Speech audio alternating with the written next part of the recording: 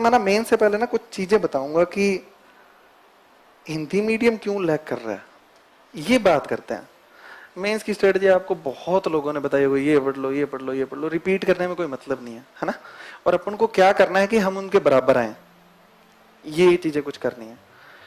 देखो जो English medium के जो लोग सेलेक्ट हो रहे हैं ना, उनका बैकग्राउंड होता है आईआईटी, एमबीबीएस, एमबीए, मतलब आईआईएम से टॉप के इंस्टीट्यूट होते हैं। उनमें जैसे किसी ने बीटेक कर रखी है, तो बीटेक में क्या होता है, 8 सेमेस्टर होंगे।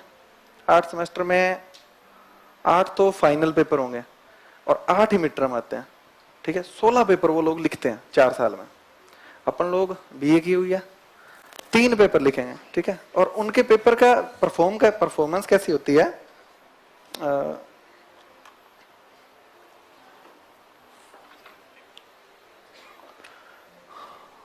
जैसे वहां पे पहले तो 1-1 नंबर के क्वेश्चन आएंगे, ठीक है।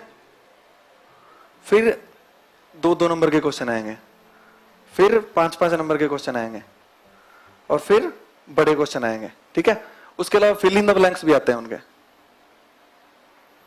इस तरीके का उनका फॉर्मेट होता है।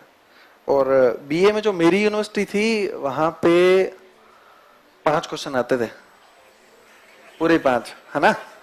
और एक क्वेश्चन होता था 20 नंबर का। और फर्स्ट ईयर में जब मैं पेपर देने गया तो मैंने कहा स्मार्ट वर्क करते हैं, अपन को पॉइंट टू पॉइंट लिखना है। तो 36 पेज होते हैं एक कॉपी में, तो मैंने क्या किया, 15 पेज में पूरा पेपर कर दिया, पॉइंट पॉइंट लिखे अच्छे से, सुंदर सुंदर बढ़िया, मतलब फ्लो चार्ट भी बनाए, सारणी भी बनाई। और मार्क्स आए थे 50% फर्स्ट ईयर में। तो मैं गया, मेरे कई सीनियर, मैंने कहा यार ये क्या हुआ, मैंने तो अच्छी तैयारी की थी। और तो बोले कि भाई कॉपी कितनी भरी थी, मैंने कहा 15 बजे। ना 36 पन्ने भरने हैं पूरे के पूरे, है ना। तो नेक्स्ट ईयर में मैंने कहा ठीक है, मैंने कफन बांध के 36 के 36 भर के आया मैं पूरे। परसेंटेज बने 65। थर्ड ईयर में फिर 36, परसेंटेज बने 73। 5 क्वेश्चन 20 नंबर का और एक क्वेश्चन में 7 पन्ने भरने होते थे, चाहे वो आ रहा है चाहे नहीं आ रहा है, चाहे कैसी भी स्टोरी लिखो, ठीक है। तो अपनी आदत है वो, और इनकी आदत है पॉइंट टू पॉइंट, है ना। उनका क्वेश्चन आएगा तो कॉपी इतनी लिमिटेड होगी कि पूरी पूरी कॉपी में आपको फ्लो चार्ट, सारणी, पॉइंट, बुलेट पॉइंट्स, तो हैबिट हो जाती है ना। उनकी हैबिट अलग है, अपनी हैबिट अलग है। तो ये मेन तो रीजन है कि क्यों उनके, और अपन जब आंसर लिखेंगे तो मैं तो देखता हूं, तो हम लोग इंट्रोडक्शन लिख देंगे 1 पेज का, तो और फिर जगह ही नहीं बचेगी, क्या लिखें क्या नहीं लिखें। फिर बोलेंगे अरे यार पेज ही कम थे, और फिर जब इतना भर देंगे पेज तो लास्ट वाले 2-3 क्वेश्चन छूट जाएंगे। बुलेट पॉइंट्स में ये होता है ना, कॉपी में खाली जगह मिल जाती है, अपन गरीबी इसका प्रमुख कारण थी, या फिर सीधा लिख दें पॉइंट नंबर 2 गरीबी, 2 चीज होता है ना। तो अपन क्या कि मतलब उसमें ज्यादा फोकस करते हैं। तो ये चीजें तो बहुत धीरे धीरे अभ्यास से विकसित होगी, क्योंकि वो तो प्रैक्टिस कर चुका है ना, 16 पेपर दे चुका है। और बीच में वो लोग कुछ लिखते भी होंगे, नोट्स भी बनाते हैं, तो वो पॉइंट टू पॉइंट लिखते हैं कि ठीक है ये पॉइंट पॉइंट चेप के आने हैं, वो लिखने।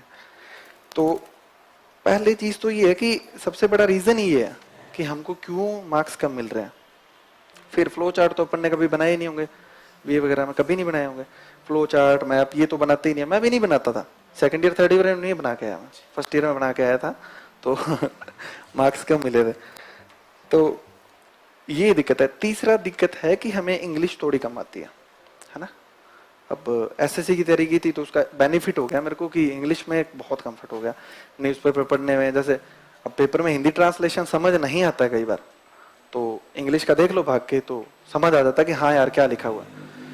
तो एक काम हमें करना है कि इंग्लिश को थोड़ा सा इम्प्रूव तो करना पड़ेगा। जो पूर्वाग्रह बोलते हैं ना, इंग्लिश तो नहीं पढ़ेंगे, हिंदी मीडियम है अपना तो ना, इंग्लिश नहीं पढ़ेंगे, तो ये काम नहीं करना। थोड़ा सा उसके लिए जगह दो यार, वो भाषा है, इंटरनेशनल लैंग्वेज है, उसकी रिस्पेक्ट करो। मतलब ठीक है, उसको हमें ये नहीं है कि हम इंग्लिश में पारंगत हो जाएं, पर इतना हो कि हमें समझ आ जाए इंग्लिश। तो उसके लिए क्या करना है कि यूट्यूब पे कुछ लेक्चर वेक्चर हैं, तो थोड़ा सा क्या, और कुछ वर्ड मीनिंग, जैसे हिंदू से कुछ लिख लिए, कोई न्यूज़पेपर से लिख लिए वर्ड मीनिंग, उनको यूज किया करो थोड़ा बहुत। भाई हाँ ये वर्ड मीनिंग इसका था, ऐसे लाइन आई थी, वो लाइन ही लिख लिया करो। 15-20 मिनट अगर आप दिन में दे दोगे ना इंग्लिश को, 15-20 मिनट ही, रोज नहीं, एक दिन छोड़ के एक दिन भी, तो थोड़ा कंफर्ट नेस है ना, वो बहुत जरूरी है। और अब पूर्वाग्रह बना के बैठ जाएंगे तो यूपीएससी तो अपने लिए चेंज नहीं करेगी, वो तो अनुवाद वैसे ही कंप्यूटराइज्ड होंगे, कितना मर्जी आंदोलन कर लें अपन। भाई बहुत बड़े बड़े आंदोलन हो गए ना, अभी तो सॉल्व तो नहीं हुई हिंदी मीडियम की समस्या। तो भाई सीधी सी बात है, जो लोग इंग्लिश सीखते हैं, कई लोग 20-20 लैंग्वेज भी जानते हैं, वो भी तो इंसान होते हैं ना। तो हमें तो एक थोड़ी सी सीखनी है और पूरी तो बोलनी ही नहीं है अपन को। अपन को सिर्फ पढ़ना है कि हाँ इंग्लिश में इसका मतलब ये होता है। और जो पेपर लिखे हुए आते हैं उसमें इतना हार्ड इंग्लिश नहीं होती है, आप कभी पढ़ के देखना। जैसे प्रीलिम्स का पेपर था इस बार, दिया था किसी ने?